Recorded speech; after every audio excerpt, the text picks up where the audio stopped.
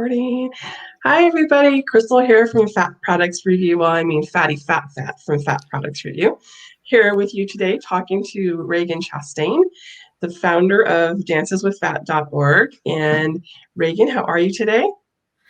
I'm doing okay considering sort of the 2020-ness of it all. Yeah. We just saw the news about the Breonna Taylor stuff just broke a couple hours ago and just sucks. And Yeah. acknowledge that. That's probably why we're both a little bummed out right now. It just really sucks. Yeah, unacceptable. It's unacceptable white supremacy and, Shameful. yeah, absolutely. Yeah. So today I want to talk with Reagan about how she ever even got involved in fat activism. How did that come about? So I've never heard this story. I feel like I know a lot about you. At least I know I've read a lot about what's out there about you. And but I don't know how you got started in all of this. Sure. So my journey to health at every size was first, and it started with me deciding I was going to research and find the best diet. Because I focused a lot in college on research methods and statistical analysis, and I've been put on tons of diets, but never had I actually read the research. So I was like, I'm going to go through, I'm going to find the one that works the most, and that's what I'm going to do. Best of the best. Yeah, I can why didn't I ever think of this before? And I read through, I did a literature review essentially of every study I could find. And I was so shocked that I went back through all the studies again because I thought I must have misunderstood something. I was doing calculations by hand. I was asking questions of my mentors because what I found was that there wasn't a single study where more than a tiny fraction of people had actually succeeded at long-term significant weight loss. And significant here had the meaning of maybe 5 to 10 pounds typically. And so, looking at that, I realized, being a fan of logic and evidence and math, I realized this is not likely to be successful, especially since I've had so many unsuccessful attempts. What was happening to me is that I would lose weight short term, gain it back, within a couple of years, often gaining back more than I lost, and then I'd try again. And what I learned was that that was the experience that almost everyone was having. But that the idea that people could lose a little weight short term was being used as proof that anybody could lose any amount of weight and maintain that weight loss, and that I guess you can do that, but you can't do it and call it science. Yeah, I know. And somehow I noticed that those very fine diets, um, dang, they blame us when we don't keep it off. We don't do well on them. It's our For fault. real. Yep. Like, Yeah, I mean, the diet industry has been brilliant. They know because they fund the studies. So right. their attack on this has been one, to brilliantly claim credit for the first part of a biological response where the body loses a bit of weight short term, and then get people to blame themselves and get other people to blame them for the second part of the biological response where the weight comes back. Mm-hmm. And so And they've then done. some. Exactly. And then so often gaining back more than they lost. And then, getting people to come back around for another round. Weight Watchers' actual documents, like if you go and get their hard copy corporate documents, are based on a repeat business model. Yeah. They knew. All the diet companies know. And then they fund these studies and they know that most people lose weight in the first year and almost everyone gains it back between years 2 and 5. So you will rarely see a study that goes beyond 2 years. And by the time that 2 years has gone by, people have gained their weight back. So Weight Watchers' own research shows most people lose 10 pounds the first year, gain back 5 pounds the second year. At that point, they stopped counting and said, see, this is their chief scientific officer went to the media and said, this is validation of our program. I had a Now, the friend. sorry, go ahead. I had a friend just recently who celebrated her birthday, and she was like, "And I hit my goal weight. I love Weight Watchers. This is like my 10th time, and I love this program, everybody." And I was like, "You just don't see the irony in that? Like, she's a smart lady." Yeah. It happens to me. I'll give talks and I talk about this, and someone will come up to me and they'll be a fat person and they will say, you shouldn't badmouth Weight Watchers because I've done it 6 times and it worked every time. And I don't know what to do at that point except kind of slow blink because I don't want to make them feel bad. But also, if I paid somebody 6 times to make me thin and I'm standing here fat, I'm certainly not going to defend their efficacy. I know. But that's how powerful the diet industry has been in shaping the ways we think about weight and weight loss and size. And it is insidious. And getting off that roller coaster is an incredibly difficult thing to do because they've also managed to misconstrue facts to make people believe that becoming thin is the only way that they could ever support their health. Yeah. That's why I like Peggy Howell has that hashtag old fatty. She's in her Yeah. 70s, but the scientists and people would have you think you're going to die young because you're fat. You can't live to be old in front of a fat body. And she's like, oh, doing it. Old fatty here. Actively old and fat.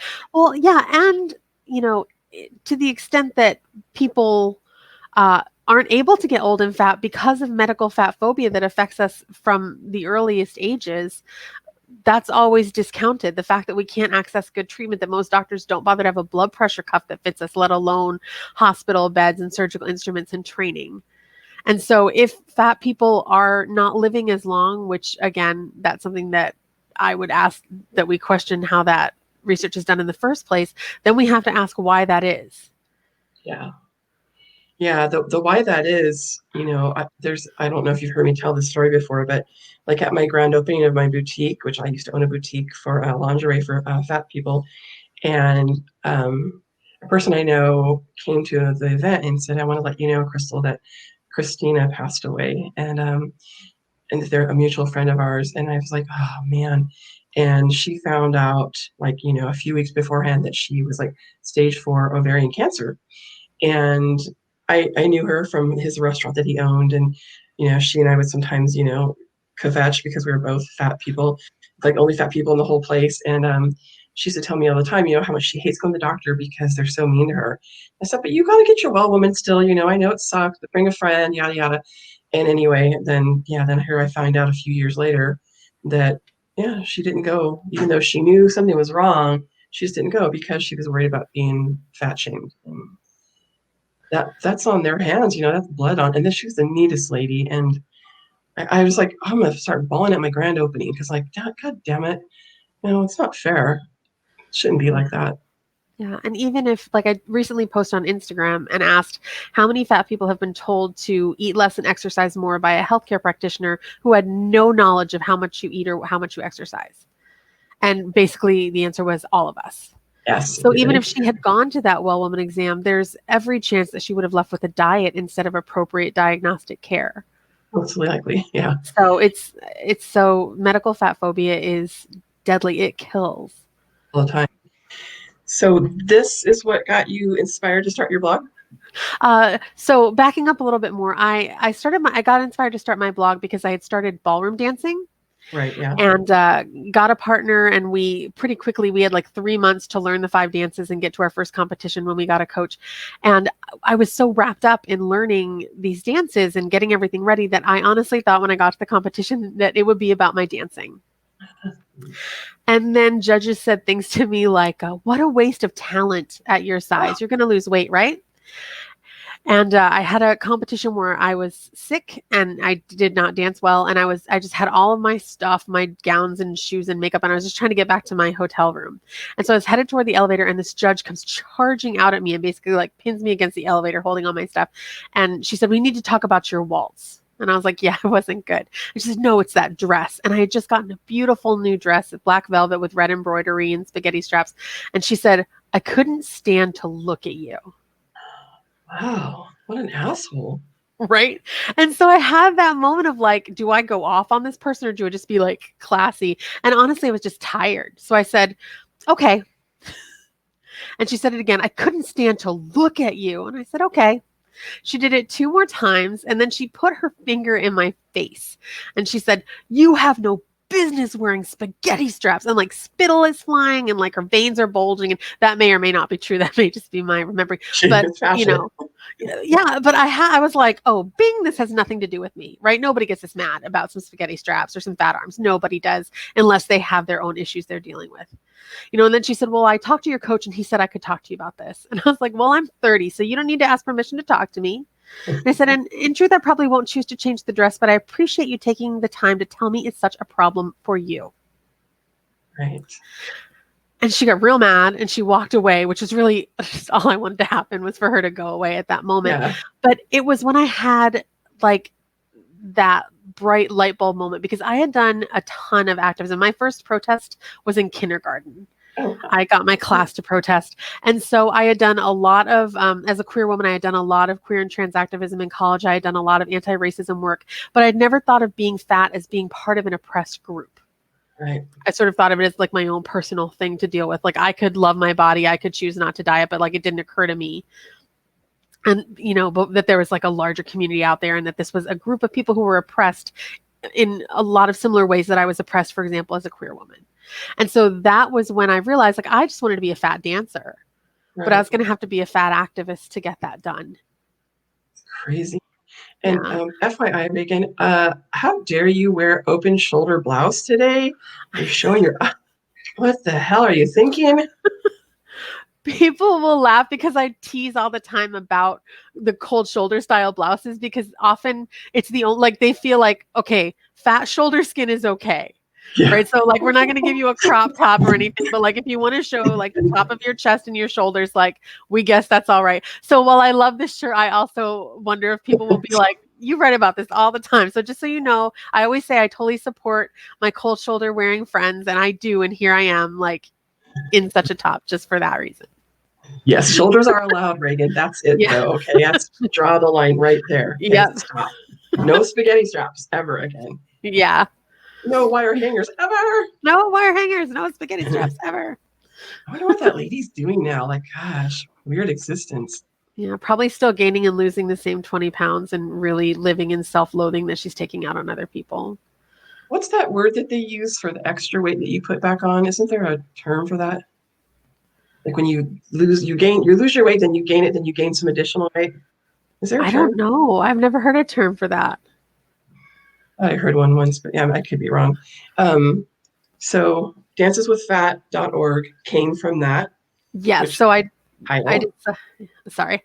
I decided I was going to start a blog to talk about my experiences as a fat dancer. And then as I learned that there was a bigger community and started thinking about this more fully, it became a blog more about like the ideas of fat liberation, fat civil rights, health at every size, weight neutral healthcare, that kind of thing. How long ago was that? I started the blog in 2009. Wow. Yeah. And I have been on LiveJournal. Shout out to the LiveJournalers. Hello, LJers. I've been on LiveJournal previous to that and had kind of just a thing with my friends where we were kind of talking about stuff, but this was like a move into the public realm. Great. I know you do a lot in your life and you're a very busy person, but do you ever get to like not be an activist or just not be Reagan? It seems like people are always attacking you and it seems like a lot, like exhausting. How do you do it all? A lot of it is, so there's probably a better word for it, but I call it personality privilege. Like I, for whatever reason, was born with just like a good personality for this. Confrontation isn't hard for me. Right. It's like I come from the kind of family where we all like fight and scream and yell and then we're fine 5 minutes later. Right. And so like that was kind of how I grew up. And I have a lot of privilege. And so I feel like part of how I can use my privilege is to just like keep taking this every time, I get hate mail or another website goes up about me or whatever. I'm like, well, at least it's not somebody else who, doesn't have this privilege who this might be harder for. Yeah. Right. Because they're not going to stop me. So I hope that they give a ton of attention to me because then that's time that they're wasting. I noticed when I do get attacked or like my page gets attacked, I notice it comes in waves and it seems to be like the men's rights groups write something, they all at the same time, this is block, block, block, block, block, block, block, and then they go away for a little while. Do you see that too? Waves? It was in waves for a long time for me. There was a group called Fat Hate on Reddit. Yeah. And it had about 150,000 people, and Reddit finally disbanded it long after they had said they weren't going to allow hate groups. They allowed that group, even though it had hate like right there in the name.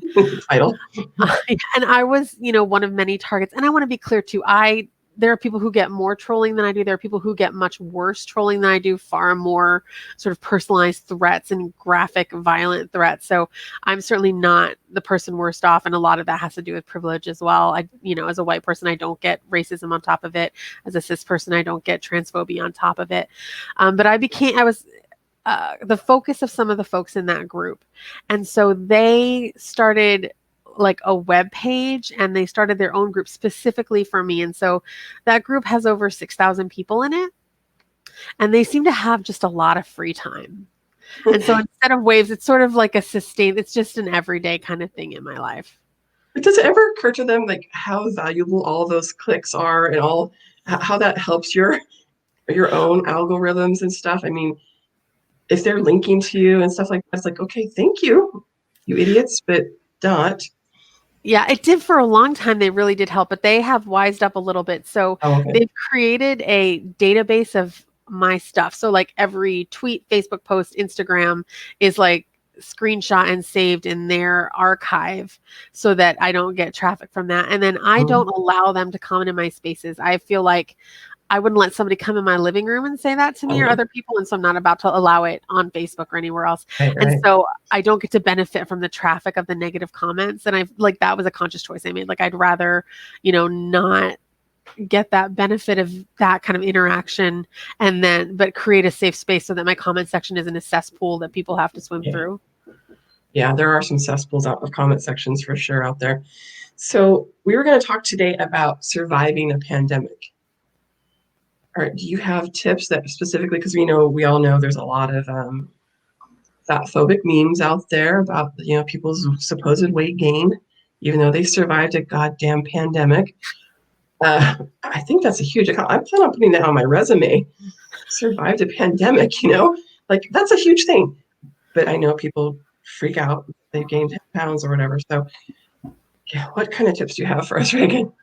Yeah. So, there's a lot of misinformation that floats out about there. And just like, so we're talking about a 24-hour news cycle that needs to be fed. We're talking about reporters who may not be scientifically literate.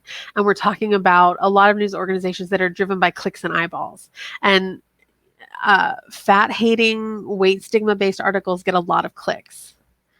And so we're also talking about a medical industrial complex that is driven by weight stigma. It's baked in, it's part of the education and the training process, it's part of the insurance process.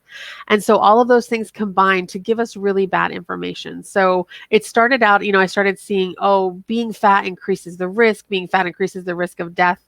And I started looking into it and I started getting a lot of questions. Is this really true?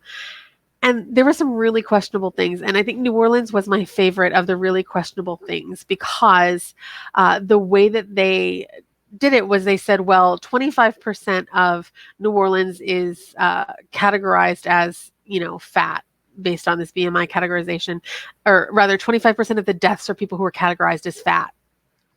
And that therefore, like, being fat is a greater risk. But it turns out that depending on the study, about 36% of people who live in New Orleans were categorized the same way. Oh, So if 36% of a population is a part of a category, but only 25% of the deaths are, then the only conclusion you could draw is that being part of that category might be protective. right. Right? This is real basic math. And yet here we were with, major news outlets reporting New Oh, yeah, Orleans as all over the proof. news. Yeah. Mm-hmm. It's everywhere. New Orleans is proof. New Orleans is proof. And, it's hard to beat that with our blogs. And Christy Harrison did an amazing piece for Wired about exactly how this math works and how, the pandemic does not discriminate. But here we are. Now, where the pandemic does discriminate is in weight stigma in healthcare. Mm-hmm. Yep. Many places don't have beds, equipment that accommodates fat people. So when we're talking about something that requires extensive care, ventilator care, special procedures that they're developing, and they're not testing any of this on fat people, and the people who are doing the treating may have their own internalized weight stigma. And when we're talking about having to triage, then that is how fat people become at greater risk. My partner and I have the privilege to be able to quarantine. Right. And so that's what we've done. We're over 6 months of being fully quarantined. Because one, we don't want to spread this to other people. It's a global pandemic. We believe that we should do the most we can do. Mm-hmm. And the most we can do is stay the hell at home. Yeah. But beyond that, we are aware that weight stigma could have an extreme negative effect on any healthcare that we would need if we did get sick. I was really scared shitless for a few months. I was like, man, because they started talking about triage. I was like, oh, because I already know how they value my body, and I'm like, Good point. triage. Whoa. Yeah. And I was lucky enough to get to do a little tiny bit of work with a broad-based coalition that worked in California to change the guidelines. So the guidelines were incredibly ableist. They were based in white supremacy. They were based in fat phobia. And that coalition had incredible success in changing those guidelines. Didn't get Changed in California, everything. right? Yeah. Yeah, so Mhm. California's guidelines, you can't discriminate based on age, based on weight or size, or any conditions that are based on weight and size. It's they had a lot of success there, and it's a big deal. Yeah. Um, but now the problem is that hospitals won't disclose their policies. So Oh, there's yeah, no way like to Kaiser. tell. Yeah. So there was a big push to get Kaiser Permanente, which is a giant here in California, to Hmm. disclose their policies. Because, yeah, we need to know, are you following these guidelines? So we have these guidelines in place. We can't tell if the hospitals are following them. And so even if people were able to actually choose where they went for treatment, they have no way of knowing if they'll face discrimination when they get there. Yeah, that's my provider. So of course I've been writing them letters, but Yeah.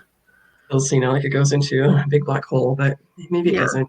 Yeah, I appreciate all of that activism around that because yeah, I was like, man, I've never really felt this kind of fear before. I was like, shit, you know, they don't know anything about me. All they're gonna do is just judge me by the size of my body. Yep. And like, yeah, okay, whatever. Yeah. Yeah. And now we have this thing. I've seen several headlines that fat people existing are causing problems for creating a COVID vaccine. I And it haven't seen turns that one. out, like, what's true is that vaccines don't work as well on fat people. And they know this and have done literally nothing to solve the problem. Yeah, yeah. So they also don't work as well on older people, but they've created vaccines that are called super shots that do work better in older populations. Right, right, So, but with fat people, they just didn't bother to solve the problem. They're sort of okay with us not being able to get vaccinated. But now it's become an issue for other people, but they're still trying to blame us. And so I keep doing these headline fixes like medical weight stigma is causing problems with the COVID vaccine. Like, let's fix that for you. right. This isn't hard. And so in a lot of ways, it's really frustrating and difficult because of the tremendous power structure that's there. And activism is important, but if you can't breathe, it's pretty hard. If you need a ventilator, it's pretty hard to be doing activism Right. at that point. And so again, I think that the folks with the most privilege need to be doing the most work where this is concerned. And in terms of surviving the pandemic, I really urge people to take all the precautions that they possibly can. Yep. Because it's not fair, and it's one of those things, so much with oppression, it's not our fault, Right. but it becomes our problem. Yeah, and then when you have all those headlines, it becomes what people consider to be common knowledge, Mm-hmm. right? And then it's hard to get that out of the whole like the whole country's like psyche. It's like, oh no, we all know fat people are much unhealthier, way unhealthier than other people, and like and people, even my clients come to me, how are you? I'm worried about you. Are you going to be okay? And I'm like, we sent you 19 links and you can read these. I mean, it's not my job to educate them. And I sort of appreciate their concern. I know where they're coming from, but I'm like, you have no idea. And just because they think it's because they see it over and over and over again in the media, they think, oh, everybody knows that if you're fat, you're way more likely to get COVID and die from it. And I'm like, no, I'm not. I'm not. And yeah, just Yeah, people get it in their heads. You can't get it out. It's hard to get out of their brain. it really is. I always talk about, like, don't bring everybody knows to an evidence fight.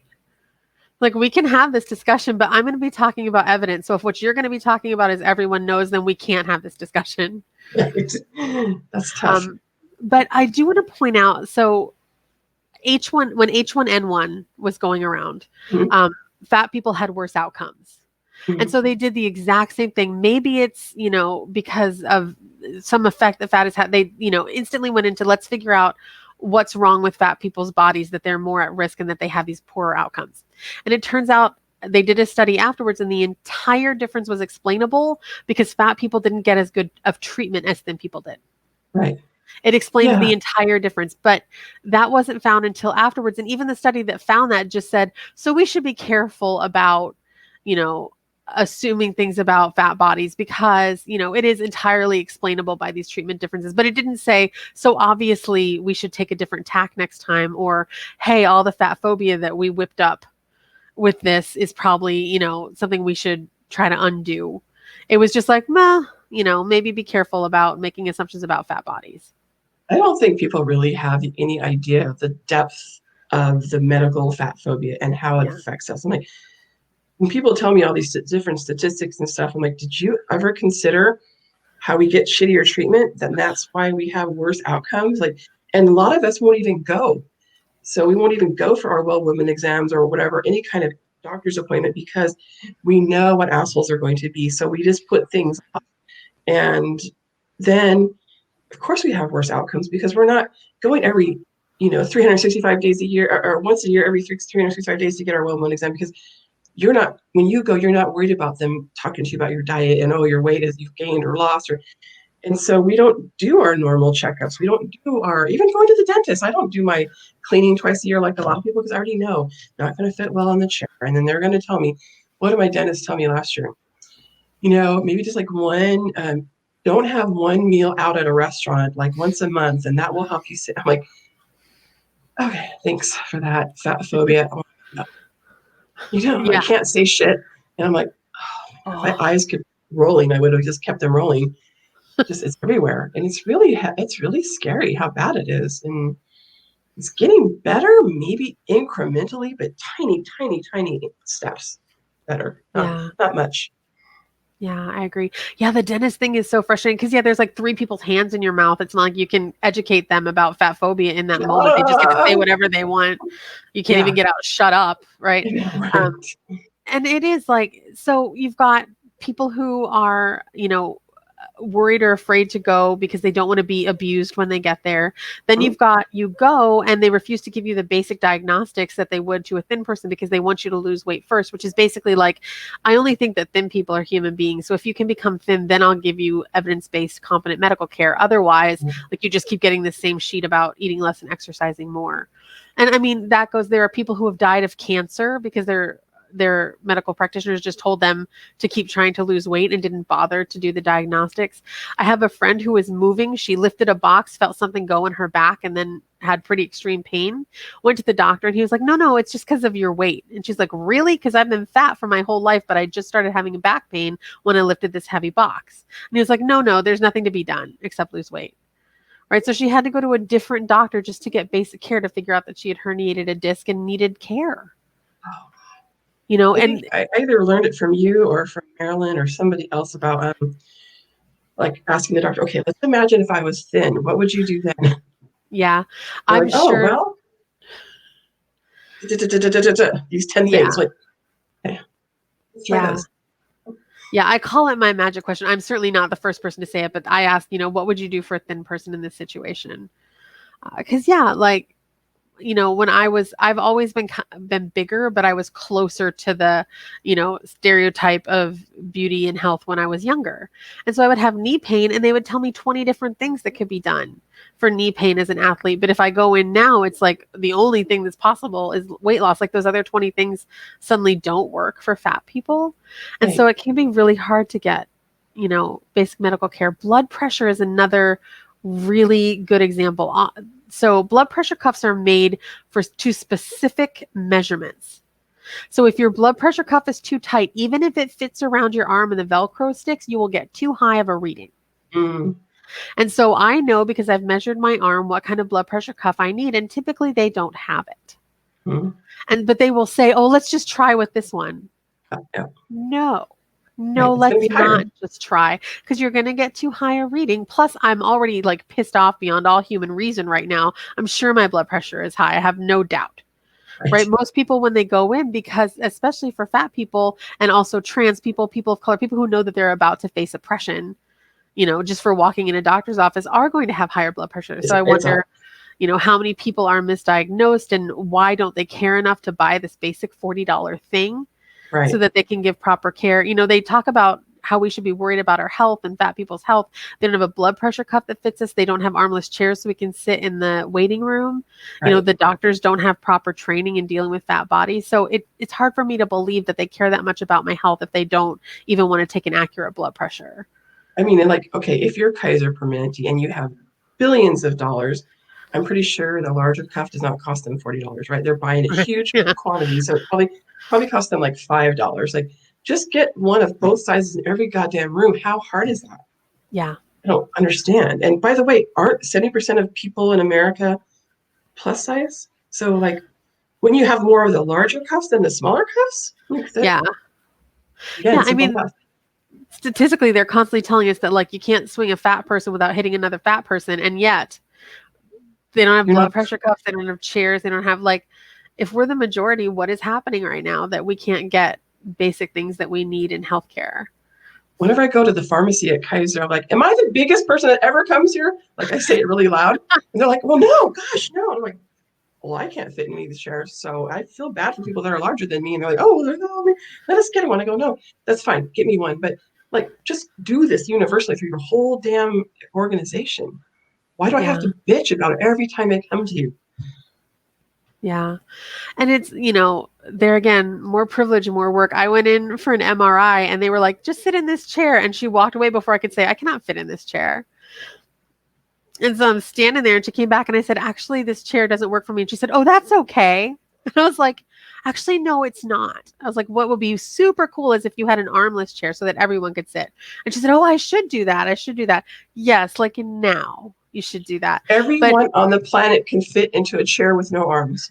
it's, and there are people who need arms, like, legitimately to get up and down, and that's fine. So, like, let's have a mix of chairs. One of each. It's not that But hard. but we know that people exist who these chairs don't accommodate. So let's fix that problem. My partner Julianne made a really interesting observation that often when you're doing fat activism in medical care, you're not the first person this has happened to, but you're the first person who refused to blame yourself and feel ashamed about it. And so they are not ready for that. They're used to people, oh, I'm so sorry that, this doesn't work for me. Oh, Yeah. oh my gosh, blah, blah, self-loathing. And so when you're like, no, like, what I'm going to need is a chair that works, they feel confronted because never Mhm. before has somebody not taken the blame for their lack of Right. accommodation. Yeah, no, I'm done. I'm So, over that. I'm over that yeah, one. yeah.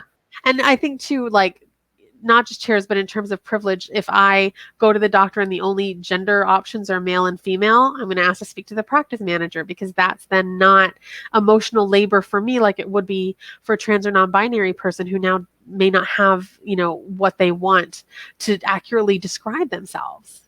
Yeah, I So, think you do have to keep an eye out for those things to see where you can help that someone yeah, else might take it on. yeah. But yeah. So in terms, What's go ahead. In no, terms of no, the go ahead. pandemic, I was gonna say what's next? What's next for you and stuff? Like what are you up to these days? I know you're doing your webinars and you have the Get Jiggly with it and the other one that I actually watched, I can't remember now. Was it medical? It was medical Yeah, bias, dealing right? with Yeah, fat phobia at the yeah, doctor's office. Yeah. Yeah, so since usually what I do is travel and speak, and yeah, obviously that's not a thing that I'm doing, and so I was, trying to figure out how to still, like, get information out, and of course I write, and so I started doing these monthly webinars, which have been super fun. right. And the one for this month for October is going to be dealing with fat phobia at the holidays. Oh, So we're good. going to go Okay, cool. like Halloween through New Year's, and like, because even for people who don't celebrate, it's just fat phobia, diet talk, and just a ton of diet ads coming at you all the time. So How not to gain the Thanksgiving 10 pounds. Every magazine will have that cover. yeah, New Year's is coming. Make a resolution to, do a thing that's never going to work and that has never worked. Right. Um, so yeah, that's what I'm up to. And then just trying to give as much support as I can to people. I get a lot of emails each day from people who are dealing with like specific situations or need help. And I think, that's like a hugely important part of my work is just being able to like get those resources out there. People are doing incredible work. And so, being able to center those voices and just support each other through this, because we are, fat people in an incredibly fat phobic world during a pandemic. And for those who are part of fat community and also additional other marginalized communities, people of color, trans people, disabled people, etc., it's even worse. Yeah. And so that's, we got to get each other through this. Ragen, do you know, has anybody ever, or can you think of anybody who's ever created a document or some kind of information that shows people how to have a really actual accessible event, and so accessible for everyone, like, what things to consider, how to consider people that need an elevator and consider people that need a wheelchair or a scooter? Like, has anybody ever put all that stuff in one place that you know of? I think Where Your Voice magazine has some great Okay. work about that. I would search them. Well, they're And, constant. different advocacy groups have different things that they focus on. So I'm blanking out on where like all of that would be, but the research is there once you start Googling. And my advice, because just Google it can be really tricky advice when we're talking about oppressed groups, because you're going to get trolls as well. So look for groups that advocate, that are, where the groups are made up of people from the community. Mm-hmm. Yeah. Okay. And that will generally take you to the good information that you need. I was just talking with Pia, and we were talking about how wonderful it was to be at the Body Love conference like 6 years ago in Tucson that Jess the Milton Baker put on. And that's where she and I met. And I got to meet Sonia Renee Taylor there, and so many amazing activists, and Jen McClellan and Luis. And anyway, I'm like, one day we'll have events again, and I just want to make sure, when I do it, I want to make sure it is really, people say all the time it's accessible. It's like people saying size inclusive, right? And they stop at 24. And so Oh, I don't want to be that asshole. yeah. And I mean, it's a process, and you also have to ask. I used to have a cabaret company here in LA, and we were looking for a theater to do a show, and the place was like, we're fully wheelchair accessible. And I went there and they were like, we're fully wheelchair accessible, except there's a couple steps up to the bathroom. Oh, yeah. And I was like, oh, good news, because people in wheelchairs can levitate their chairs a couple steps as long as it's just to go to the bathroom. No, wait, that's not right. Yeah. And so again, it's always an opportunity for activism, because she was like, well, we're grandfathered in. And I was like, this is a historical monument. And she said, well, no. And I was like, oh, so you can change it. You just don't, Yeah. but yeah, there's so much work to do. And I think just doing what we can is so important and makes a difference. And just so as an activist, I talk a little bit in different talks about activism as a self-care practice. And the idea that I can't control the outcome of any activism I do. I can't control whether or not that tech gets an armless chair. Yeah. But I can say I saw something that was an injustice and I did something about it, and I can make that a self-care practice. Yeah. So I said something. I can feed myself with that. With being in community and with, having amazing mentors. Sonia Renee Taylor is an incredible example of someone who I look up to within fat community. And you have these mentors, and you can, be in community, even if it's just online right now. Yeah. I was just talking about her too. It's like she had the right idea to get the hell out of this country and move to New Zealand. And she went to New Zealand, like genius. They're one of the countries. And also there was a great piece in Medium about how we're ignoring the fact that Asian countries and some countries in Africa have like decimated the pandemic. But we really only talk about countries that are sort of predominantly white. And so, they talked about that Vietnam is doing so much better than Germany, but we consider Germany to be a leader. Right. Yeah. And I want to point that out too, the ways that, white supremacy works its way into even that. Everything. Yeah. So true. I will put all of your links and stuff. Do you have a Patreon? I know you have, people can like subscribe and get your blog and stuff for like only like $10 a month, right? Yeah. So I have it's basically, I call it a voluntary subscription or a membership, right? So people can access the blog for free, or they can become a member. It's $10 a month. And then members get the monthly workshops for free. Right. So, So like, and they get like deals on all my stuff and deals from other people. So there's like little benefits there. But yeah, that's at danceswithfat.org, which is the main place. From there, you can sort of find all my social media and all my other goings on. So it kind of is your Patreon in a way. It's just your own instead of using the Yeah. Patreon. Yeah. I started it before Patreon was a thing. And I was like, I'm just not switching technology. This took a lot of work to put together. So much work, so much work. Well, I appreciate all of your work and all of your activism, and I appreciate your time today. And yeah, let's do this again sometime, and we'll figure out some other topics. I want to definitely talk about more about medical fat phobia and flying while fat and all those kinds of things that, affect all of us in the fat community. And who knows? Maybe, one person might watch this and maybe it'll help them or change them and change their outlook on things and how things are not our fault. It's not our fault that the airlines try to cram, 9 chairs into a space that really only 6 chairs should be. So it's not ours to take on. We all take it on, right? And a lot of us do. And it's their greed, not us. yeah. Yeah. I mean, I think it's really important to remember they know fat people exist. When they build the planes, when they buy the planes, when they make the policies, when they create the restaurant, when they create the doctor's office. So if they create spaces intentionally excluding us where we don't fit or don't sit and then try to blame us, that's oppression. That's what oppression looks like. It's almost like the diet industry. Uh-huh. Thank you, Ragen. Thank you so much. Thank you for all of your work. I've been loving this series and I'm just super honored and excited to be part of it. So thank you very much for everything you do. Talk soon. All right. Bye.